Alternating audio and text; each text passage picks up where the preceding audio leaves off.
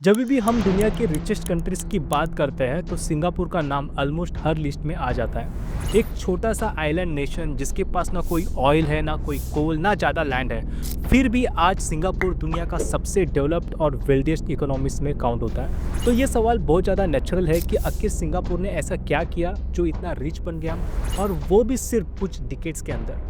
देखिए, सिंगापुर की स्टोरी कोई ओवरनाइट मिरेकल नहीं है, बल्कि ये एक लॉन्ग टर्म प्लानिंग, डिसिप्लिन और स्मार्ट डिसीजन मेकिंग का रिजल्ट है। सबसे पहले अगर हम सिंगापुर के इकोनॉमिक मॉडल को देखें तो एक चीज़ काफ़ी ज़्यादा क्लियर होती है, उन्होंने ट्रेड को अपनी बैकबोन बना लिया। सिंगापुर के पास नेचुरल रिसोर्सेस नहीं थे, तो उनके पास एक ही ऑप्शन था, दुनिया के साथ बिजनेस करना। उन्होंने अपने लोकेशन का मैक्सिमम फ़ायदा उठाया और खुद को एक ग्लोबल ट्रेडिंग हब बना दिया। पोर्ट्स, शिपिंग, लॉजिस्टिक, फाइनेंस, सब चीज़ों को इस तरह डेवलप किया गया कि दुनिया के बिजनेस सिंगापुर से कनेक्ट होना चाहिए। जहां बाकी कंट्रीज अपनी डोमेस्टिक इकोनॉमी पे ज़्यादा डिपेंड कर रही थी, सिंगापुर ने इंटरनेशनल ट्रेड को अपनी ग्रोथ इंजन बना लिया। इसके साथ साथ सिंगापुर ने अपनी इकोनॉमी को काफ़ी ओपन रखा। फॉरेन कंपनीज के लिए रूल्स काफ़ी सिंपल थे, पॉलिसीज प्रेडिक्टेबल थी और गवर्नमेंट का एटीट्यूड क्लियरली प्रो बिजनेस था। अगर कोई इंटरनेशनल कंपनी एशिया में अपना बेस बनाना चाहती थी तो सिंगापुर उनके लिए एक नेचुरल चॉइस बन गया था।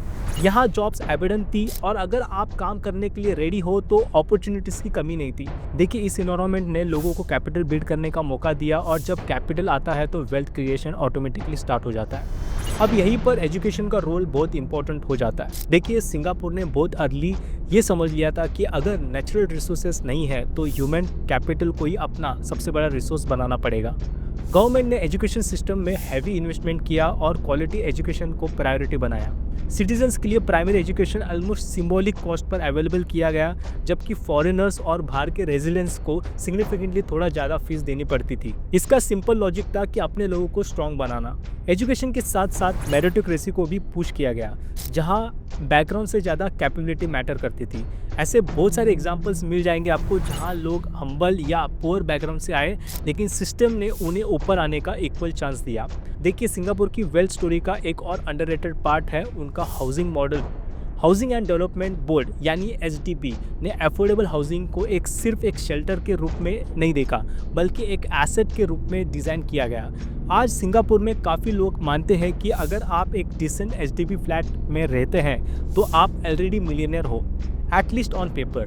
देखिए, प्रॉपर्टी प्राइसेस का long term appreciation, smart land use policies और कंट्रोल सप्लाई ने रियल एस्टेट को वेल्थ क्रिएशन का एक पावरफुल टूल बना दिया है। ऐसे भी काफ़ी एग्जांपल्स मिलते हैं जहां नॉर्मल सैलराइड कपल्स ने टाइम के साथ प्रॉपर्टीज बाय और सेल करके काफ़ी स्ट्रॉन्ग नेटवर्क बना ली है। इस सब के बीच एक और सिस्टम क्वाइटली काम कर रहा था, सेंट्रल प्रोविडेंट फंड यानी CPF। सिंगापुर में कंपलसरी सेविंग का कॉन्सेप्ट है, जहाँ सैलरी का एक पोर्शन ऑटोमेटिकली फ्यूचर के लिए सेव होता है, चाहे वो रिटायरमेंट हो, हेल्थ केयर हो या हाउसिंग। इसका इफेक्ट ये हुआ कि लोगों के पास लॉन्ग टर्म सेविंग बनी रही और इकोनॉमी के पास स्टेबल कैपिटल फ्लो आता रहा। इसके साथ साथ इन्वेस्टमेंट कल्चर भी डेवलप हुआ, जहां लोग सिर्फ सेविंग पर डिपेंड नहीं रहे बल्कि इन्वेस्टमेंट के थ्रू वेल्थ ग्रो करते गए। लेकिन इन सब के बीच में सबसे स्ट्रॉन्ग पिलर था, वो था सिंगापुर का गवर्नेंस और पॉलिसी स्टेबिलिटी।